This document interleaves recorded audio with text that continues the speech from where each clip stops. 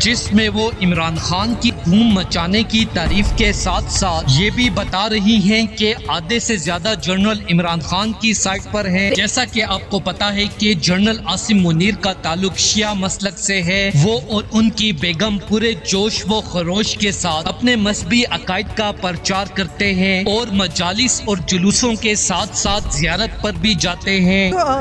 سب سے پہلی چیز تو یہ کہ عمران خان کی کال پہ ہم نکلے، وہ ہمارا لیڈر ہے، ہمارا مرشد ہے۔ اس نے کہا کہ آپ لوگوں کو نکلنا ہے، جیسے بھی حالات ہو آپ نے نکلنا ہے۔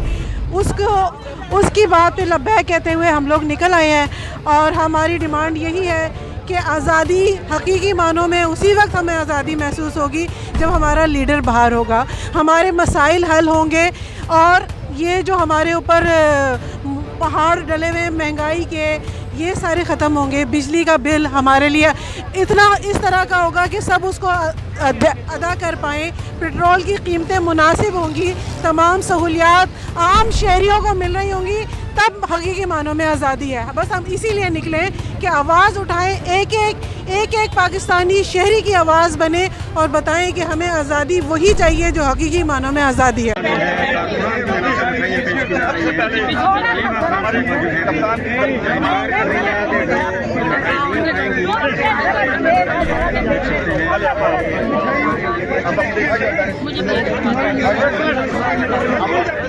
سوشل میڈیا پر اداکارہ ریشم اور ان کی بیگم کی نیاز بناتے ہوئے ویڈیو تیزی سے وائرل ہو رہی ہے، جو حضرت ابوالفضل عباس پوری نہ کر سکے۔